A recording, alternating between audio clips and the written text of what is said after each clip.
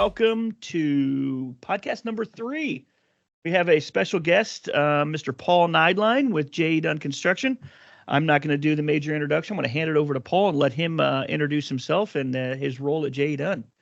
Thank you, Chris. Great to be on. Excited to be with you guys. So, yeah, my name is Paul Neidlein. I'm the president of JE Dunn's Advanced Facilities Group, which AFG, as we call it internally and then sometimes externally. So AFG is pretty new for JE Dunn. It really represents 3 of our national business units. So our mission critical group, of course, that Chris and his team lead for us. Our Advanced Industries Group, which is advanced industries to us, is semiconductor manufacturing and sort of the related businesses or related industries around that.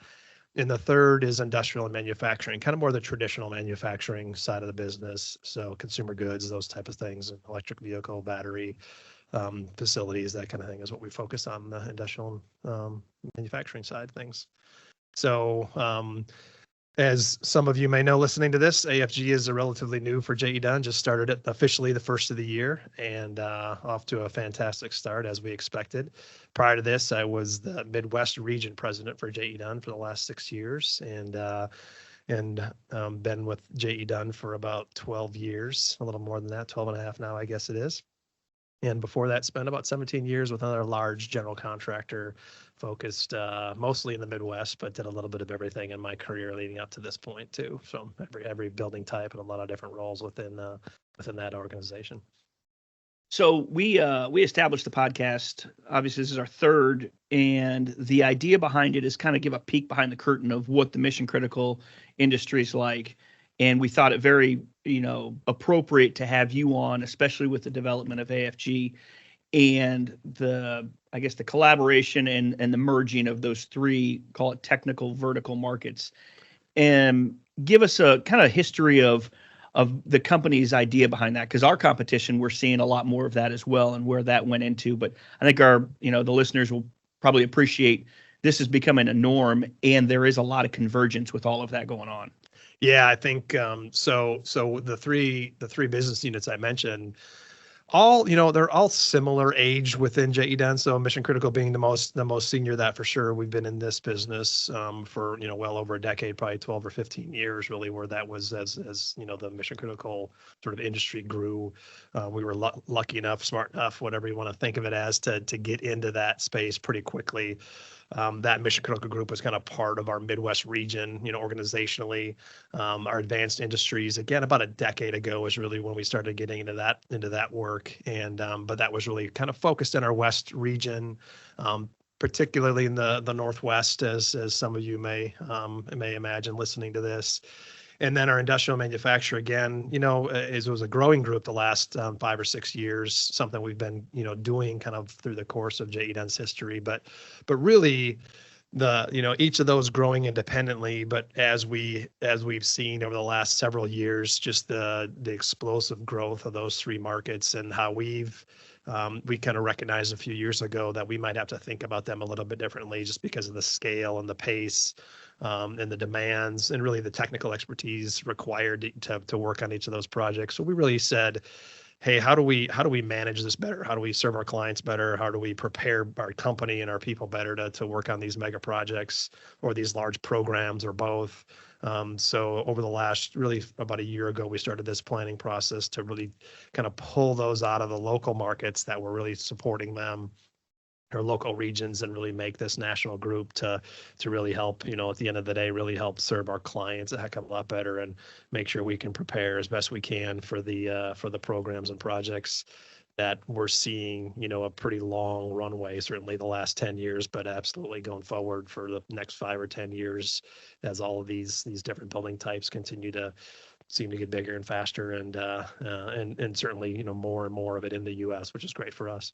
Are you seeing any similarities with the client expectations across those verticals?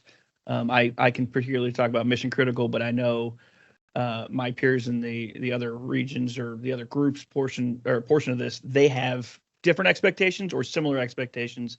There's a lot that that we can overlap on. Yeah, I think that's one of the benefits we see for our clients is really not just the dedicated leadership and the focus on it, as an organization, but we see a lot of overlap in sort of the technical expertise, like you said, the shared resources. So understanding that the deep knowledge you gain in mechanical and electrical systems or process, whatever it may be in each of these three groups, can translate pretty well across the board. So the similarities, obviously they're vastly different in a lot of ways, but the similarities, just from a kind of stepping back from a kind of overarching side of things, just the scale and the speed. I mean, the expectations that our clients and customers and they have within their organizations, partial, to keep up with the business, to keep up with their competition is faster, bigger. And that's, something we recognized that we needed to prepare the company for that. So that way, when we are fortunate enough to get a call from our great customers or a new client potential, is we were prepared for that, whether it's with the technical expertise, or the broad resources it takes to do some of these projects. So certainly scale, and speed and that deep technical knowledge is something that, while unique to each industry, certainly overlaps quite a bit, and the expectations are very, very similar in that respect. There's similarities in terms of what I would say AI and mission critical, or the semicon work versus mission critical. They're very centered on programs. There's a lot of program builds, and our clients are centered around a consistent build across the country, across the vertical itself. Not as much in manufacturing, talking to the business unit leader for that, but there's a lot of similar work, just different clientele all over. Yeah, we don't quite see as much of the exact same, not that a data center from, with the same sort of hyperscales, exactly the same from 1 to 2 to 3 to 4, right, but a lot of similarities. They're always working on and improving their programs. But yeah, we're not seeing quite the same, kind of repeatability on the traditional manufacturing side of things. But that doesn't mean that they're still not of a scale that, kind of demands this. And certainly, we love clients that are going to do, that we can do 1, 2, 3, as I'm staring at the wall here and seeing 10, one of our great clients, we've finished 10 projects for them and are working on several more right now. So that's pretty unique, but certainly something that we see more of. But I think the one other similarity, might not be the same client that you're doing the same building over and over again, but I mentioned electric vehicle battery manufacturing is on a pretty big upward growth trend, and it's certainly not the same thing over and over again, but there's a lot of similarities that we hope we can take from one project to another, whether it's with the same client or different clients. How does the formation of AFG relate to the internal partnering amongst the rest of the company? Yeah, I think that's one of the best things that this helps us do a much better job at is prepare for these programs and the scale that I keep referencing. So JE Dunn has 24 offices around the country, as well as some of our national programs that AFG represents, and a few others like aviation and sports and federal, that are sort of national programs as well. But what we really have focused on, and one of my main parts of my job, is really trying to work with each of the business units, whether it's a local office or the three that are part of AFG, and prepare everybody for that. So when it's a great benefit to our clients if we go to, say, a project, I'll make one up, outside of Denver, and we've got the local talent there, that knows the market, knows the trade partners, understands the AHJ's authorities having jurisdiction, the permitting, the politics of it. And we can pair that with the expertise we bring from, say, the mission critical group or from the AI group. So you've got this great marriage of local and national expertise that have done this project or project type over and over again. So it's a benefit, I think, to be able to scale up quickly in certain locations. It's also a benefit from a cost standpoint. I think some contractors, if they were doing a project, they have to travel everybody in, right? So there's a cost to that that gets passed on to the project itself. If we've got a significant portion of our workforce from the construction side of things, the general contractor side of things that are local, obviously it just saves from that travel and those per diems and all that comes with it. So it's trying to marry that up really well is a big advantage that we see with and I think the way JE Dunn is organized and the way we lead our company, we really share the work. So it's not sort of my job, your job, it's our job. And something that I've seen since I got to JE Dunn more than 10 years ago is it truly is that one done attitude. Everybody's focused on the benefit of the organization and the focus on our clients and not sort of, hey, I don't want to do this work that you're bringing to town because I've got my own thing over here. Just the opposite. They're like, hey, let's do this together. We share in the success. We share in the, the staffing, and it's really beneficial. And I think our clients see that. They recognize that there's a ton of value in that. I agree. There are some in our programs that we know our competition, very siloed type of offices. They don't work in a collaborative mode, which has got to be difficult at times. They don't get the unity of teams, and across that program, it makes it a little harder. So I do consider that a differentiator for us. I think our clients do as well. Where do you think JE Dunn's going to be able to drive more value with AFG? Innovation, technology? What's your thoughts on that?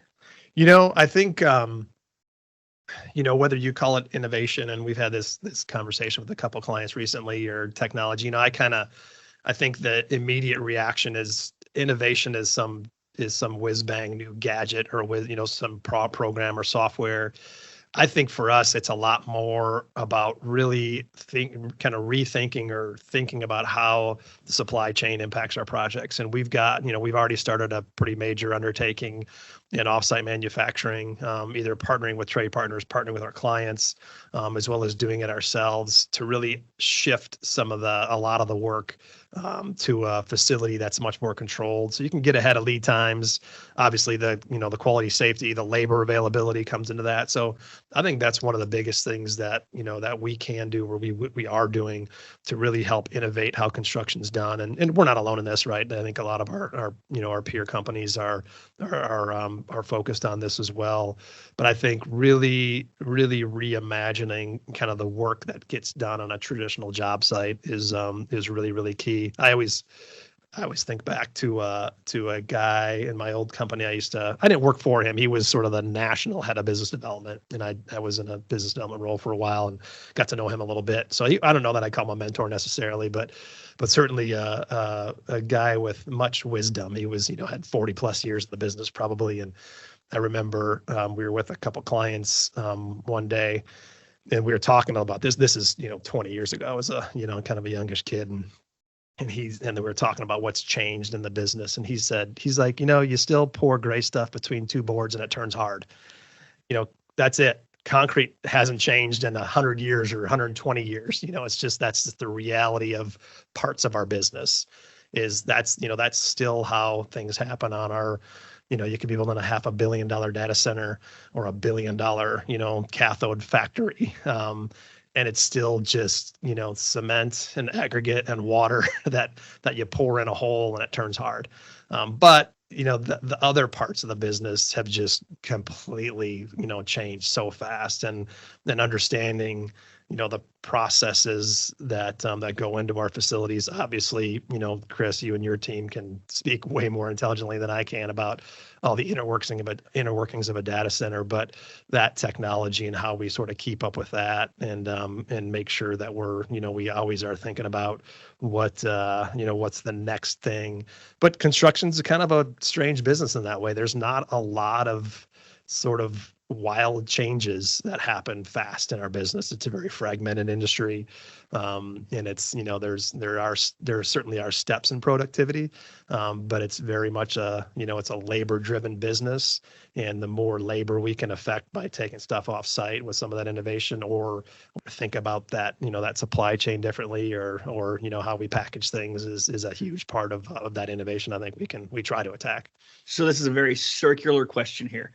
AI is driving the data center world because of the demand of AI and the machine learning. Mm-hmm. And you talked about the construction is very I don't want to say archaic, but it's very similar, and it has been for many, many years. But the business process is changing. How is AI affecting the business process? One, in general, and two, anywhere at JE Dunn, are we find any opportunities to utilize AI? Yeah, I think, we're in the midst of a pretty deep dive in how we think, the all versions of AI can impact us. So I think there's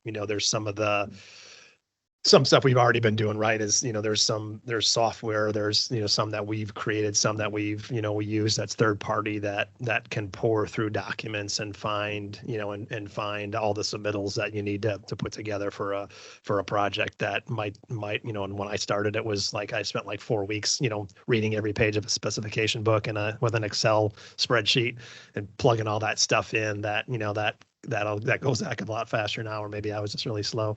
But I think that's a big, that there's things like that are sort of the rote work, or sort of the fun, kind of the basic stuff, data entry type stuff that I think we'll find, big, fast ways to do that. But I also, I think just as we are now launching right now into sort of a pretty deep dive as an organization, and put together a task force to really start understanding not just, what AI tools should we wait for that the market is going to create, and we say, yeah, we like that one, or we don't like that one, but how do we sort of take a little more of a leading edge kind of role in that, to say these are the tasks or the issues that we want to try to figure out, then how do we create our own sort of path towards that. So some of it's business analytics, it's just sort of crunching the amazing amount of data that we have to say, how do we better understand trends or recognize sort of issues further on down the line that maybe we wouldn't have noticed as quickly, because we've got some of this data. How do we take the 100 years, I think JE Dunn celebrated our 100-year anniversary this year, so we've got a lot of historical information about what projects looked like. So how can we take a lot of that from the last 30 years, especially cost and schedule information, and plug that in, so we can say, where are the areas that we've seen issues or problems arise that we can recognize way up front, versus kind of waiting for them to happen or seeing them happen. So there's already been some great advances in that, with sort of clash detection and some of the design coordination, but those are all the areas that I'm super excited about what AI can do. And it's going to be interesting to see what our team puts together, and kind of where we attack it, because it's sort of super high level. It's sort of the super basic stuff, and then it's going to be the super high level stuff that it's going to be interesting to see kind of where we go in terms of both of those areas. You mentioned the 100 years, which utilizing AI for a company that's very traditional and 100 years old is pretty refreshing. I know the younger individuals in our company are pretty excited. It's something normal for them. It's not normal for older generations in our company. I was excited that we are adapting to it, which is pretty awesome to see. I'm going to ask you a question there on top of that. What's the last thing you've either asked Bard, Chat GPT, or even, I guess, Gemini now is the new? Yeah. So I think, I've dabbled, right? I've tried, I'm curious, and I have a son in college, and kind of I quiz him a lot about how he uses it, or what his sort of generation thinks about it as, and what his professors, how they address it.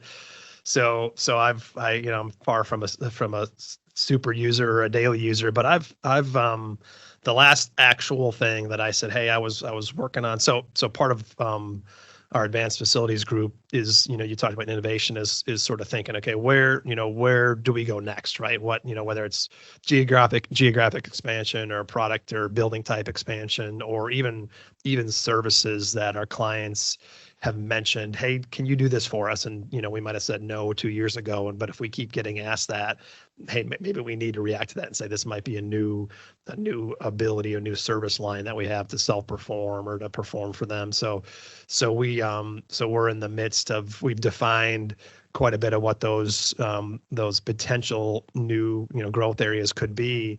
And we're working on business plans for each one of those, kind of, should we, really understand the market and the business of, does it make sense for us to do that?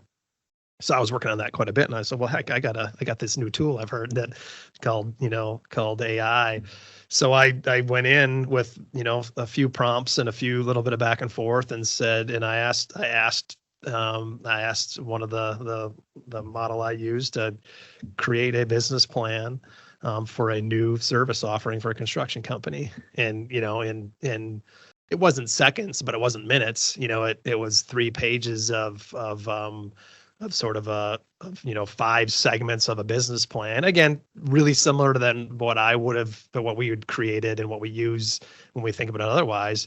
But it had a lot of stuff in there that I hadn't thought about. That some of it was very relevant, some of it maybe wasn't, but it was an exceptionally good sort of add-on to what we would have done normally. So I Chris, you've seen this. I sent my business plan draft out to the business unit leaders for each of these new segments that we're going to study this year, to get their opinion on it. And I didn't tell them that, so I'm kind of coming clean now. But a lot of that was created by AI, so it wasn't just me sitting on an airplane being really smart for 3 hours typing up a business plan. So it'll be great to see that, that value of that was a massive time saver for me, that I'm sure we could have come up with something similar, but that's what AI is, right? It's like taking what maybe it took a month into 4 hours, right? So that was huge. I'm reading an article in the Wall Street Journal this morning, and it says business schools are going all in on AI. And this one paragraph here just really kind of blew my mind. And it says top business schools are pushing MBA candidates and undergraduates to use artificial intelligence as a second brain. Mm-hmm. So they're pushing them to understand what's going on with it, its limits, and I think there are limitations to it, and I think there's going to be some control needed behind it. But the sheer magnitude of what you can get out of it is it blows my mind. Yeah, there's a podcast I love listening to, and it's a lot of everything, but it's a lot of technology focused and stuff is where the hosts have a lot of background in that. And one of the hosts says this a lot on there. He says, AI isn't going to take your job. Somebody who really understands how to use AI is who's going to take your job.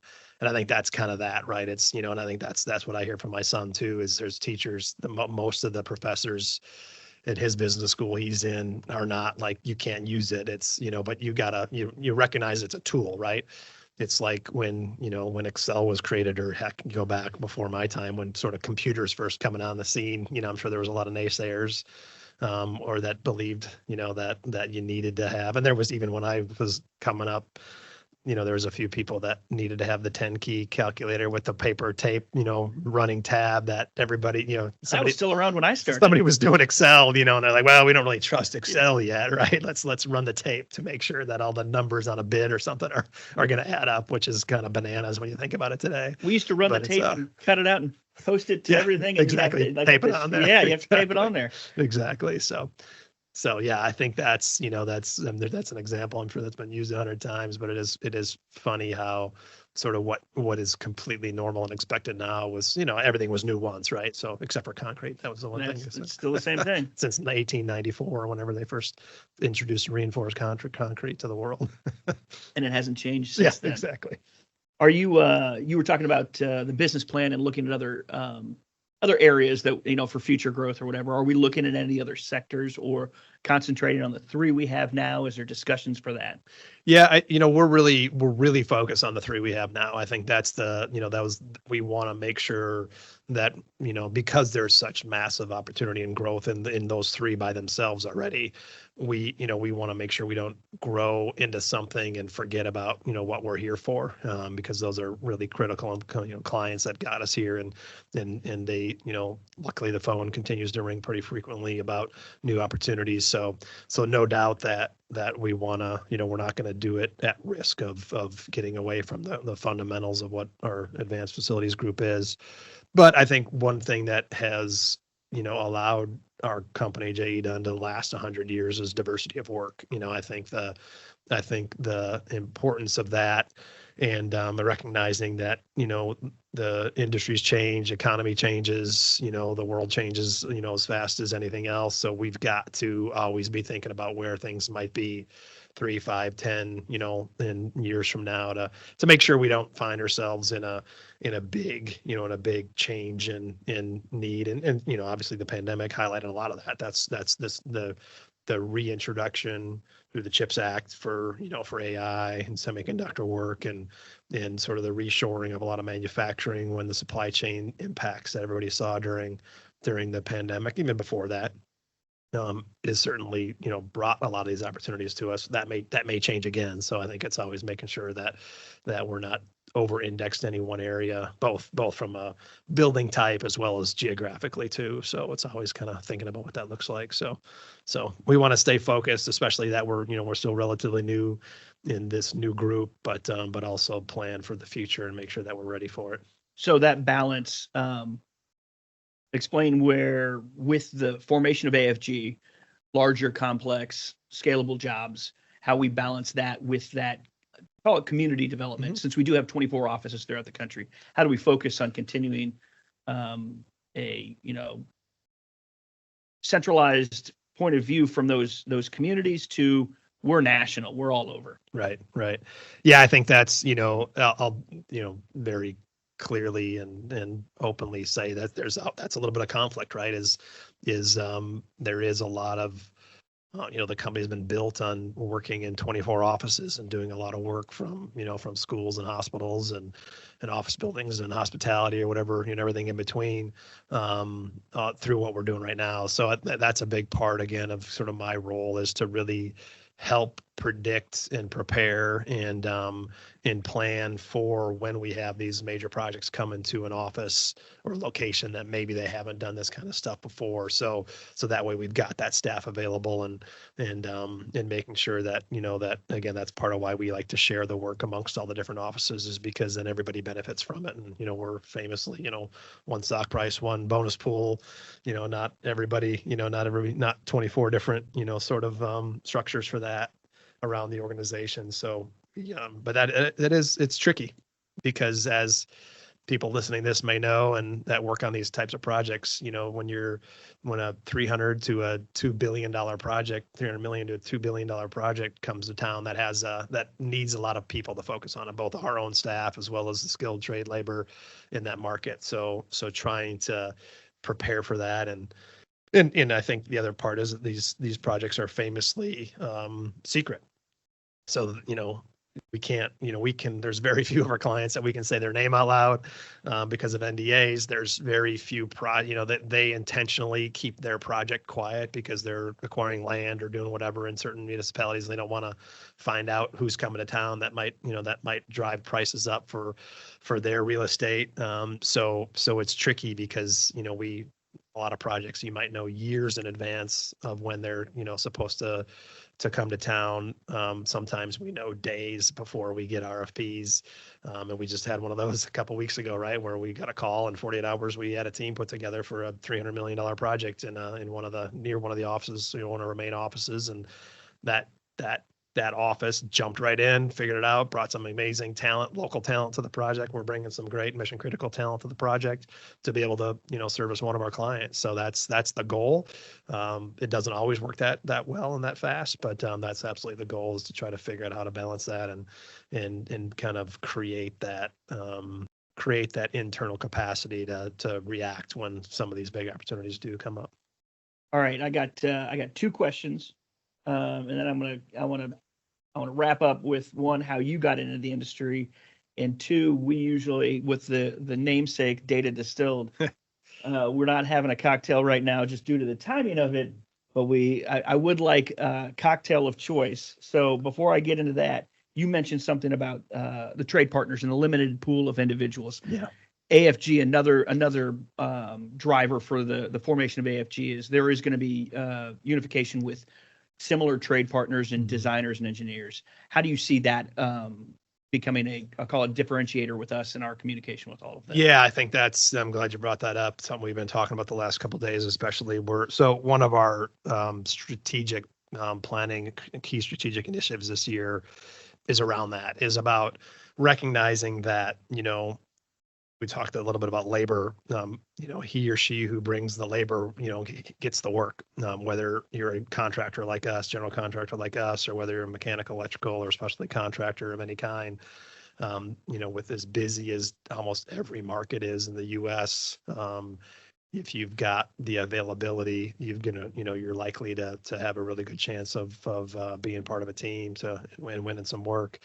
So what we recognize that there's many mechanical and electrical, especially, they drive so much of this type of work, firms that we work with around the country. They're not just a one office or one city kind of company. They may be national, they may be sort of super regional, or they may be like us and focus on this type of work.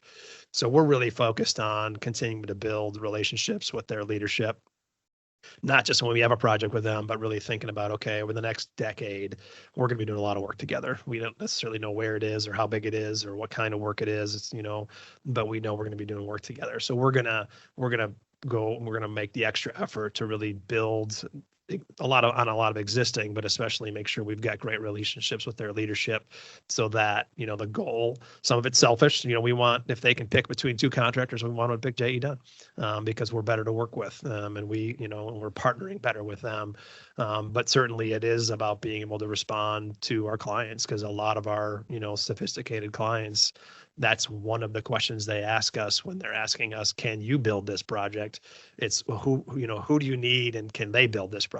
So if we've got great partners that are willing to follow us around the country to these big projects, then we know that we're going to be a lot more successful, and we're going to live and die by the success and quality of our skilled tradespeople and the trade partners that lead them. So we want to make sure that we're super focused on their success, meet with them regularly to find out, sort of what they're seeing in the industry, what challenges they're having, what they need from JE Dunn to be, to perform better, and introductions to our clients in some cases too, because they're working directly for them in some cases. So I think really being really focused on their success is part of that strategic planning, and not just sort of treating them like a commodity, but treating them like the true partners that we call them on our projects. And it's absolutely just hugely critical for the success on any one of these big projects in our group. Totally agree. Curveball question. Yeah. You have a cocktail of choice. Yeah. What would it be? Tuesday night. Okay. In the summer. I don't drink on Tuesday. 75 degrees, sitting on your back patio. So I sort of move around a little bit. I say it in the most sort of regular. If I have one cocktail before dinner or on a special, not necessarily a special occasion, but I love a dirty martini, vodka dirty martini. It's one's perfect. Sort of my sort of progression through an evening. Dirty martini before dinner, maybe a great glass of red wine with dinner, and then sip a little tequila after dinner. Neat, no ice. Got a reposado or añejo, every once in a while a blanco, but usually in that repo range is sort of, I got a few that I love. So that's my perfect progression through an evening. That is a good night. I'd say I'd start with a martini. I'll call it an OG kind of martini. I like gin martinis. Mm-hmm. I like them dry. I would move into wine with dinner, and I'd probably have an Irish whiskey. Yeah. To wrap the night up. Right. Neat. Right. So cool. I appreciate everything you did. Obviously, with that martini, I'm going to have blue cheese stuffed olives. I think that is the perfect addition to them. Hand stuffed, hopefully. Oh, You yeah. can't buy them in a jar. No, the ones they're that not they good. sell are just disgusting. They're terrible. You gotta do your own, or pick up a couple at the specialty grocery store that might have a couple sitting out. Anything else you want to add? I appreciate the time being on here. It means a lot. I think we'll have you back on again throughout the year. So anything you want to shout out to? No, I just, I'm glad you're doing this. It's this group, this advanced facilities group that we're part of, we were kind of joking some days it feels like cheating, because we've got these amazing leaders, these amazing builders, project execs, project managers, superintendents, mechanical, electrical wizards, commissioning people that know more about that than I've ever even think to, read about. And it's just, it's a joy to work with the teams that we have. And I know our clients feel the same way. And but it's super fun to try to say, okay, we got this right now. How do we just make it a little bit bigger, a little bit better, and make sure we can continue on this great growth that we have. So appreciate you having me on. It's been a lot of fun. It's been a pleasure. I appreciate it. All right. Thanks so much.